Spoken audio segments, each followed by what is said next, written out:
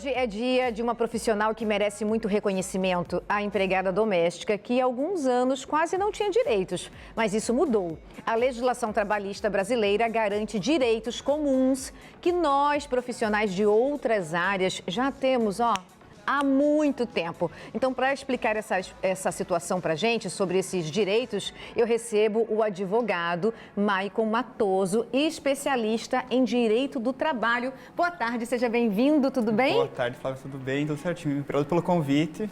Quando a gente fala dessa profissional que cuida da nossa casa, muitas vezes, cuida da nossa família, quando que ela deixa de ser diarista para ser considerada empregada doméstica, assim? Depois de quantos dias que ela vai na nossa casa? Perfeito, essa é uma ótima pergunta, Flávia, para começar.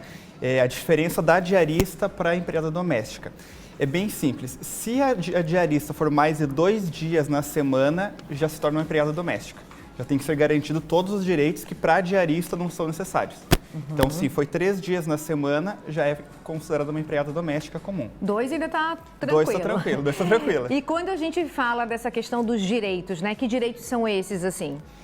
Desde 2015, quando teve a alteração legislativa que garantiu o direito às empregadas domésticas, todos os direitos, como o 13º, FGTS, férias, que as outras profissões têm, que é seletista comum, as empregadas domésticas e os empregados domésticos passaram a ter também.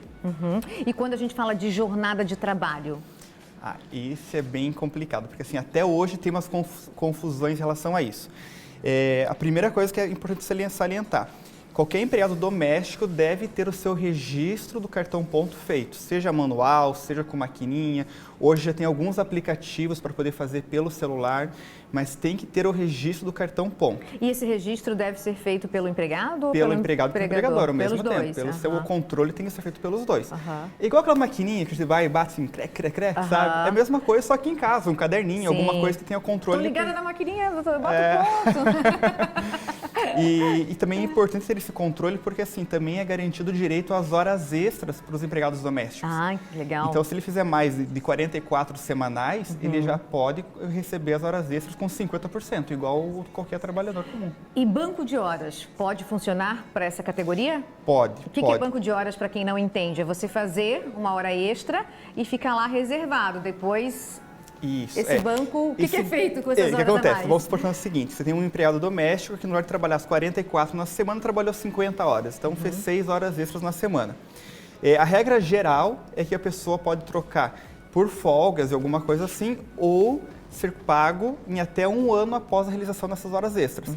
Só que é importante frisar que tem as questões das convenções coletivas que também podem mudar esses prazos. Geralmente, a convenção coletiva diminui esse prazo de 1 ano para 3 meses, 4 meses, para fazer a compensação. Ou você, então, tira como folga, troca essas horas a mais por folga, ou tem que ser pago como hora extra, que dê a hora mais 50%.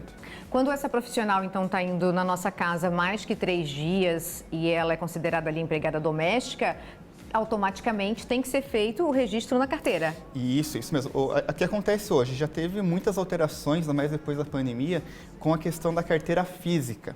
Então, hoje existe toda a carteira digital para os empregados domésticos, tem que ser feito esse registro de forma digital.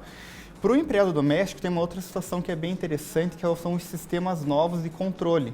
Existe um controle interno do governo federal, que a própria pessoa física, empregadora ali, então a família, pode registrar ela nesse sistema para poder fazer o controle de toda aquela situação tributária, situação de controle do contrato de trabalho por esse sistema. E quando faz esse registro, a pessoa precisa de um contador ou ela consegue fazer sozinha? Para o doméstico não precisa. É um portal até relativamente simples de se manusear. Qual é o portal? Você sabe de cabeça? Eu não tenho certeza exatamente do nome agora. Acredito que é o Simples Doméstico, mas eu não posso te afirmar exatamente o nome dele agora. Entendi, mas daqui a pouco a gente passa seu Instagram. Quem tiver dúvida pode te perguntar lá? Pode perguntar. Combinado. Sim. E quando a gente fala de previdência, como que funciona? Nesse mesmo sistema você consegue fazer as guias tanto para recolher o FGTS e a previdência do empregado doméstico ali junto. E se essa pessoa for MEI, ela pode prestar o serviço? Como que funciona? Pode, só que a questão do MEI sempre tem um viés muito da ilegalidade e da legalidade. Porque muitas pessoas fazem o quê? Fazem o MEI para fugir das relações trabalhistas. Então, o MEI é interessante para quem é realmente aquela diarista, que vai uma vez por semana, 2, que daí ela, enquanto diarista, consegue recolher os seus próprios impostos, principalmente a Previdência, para um dia se aposentar.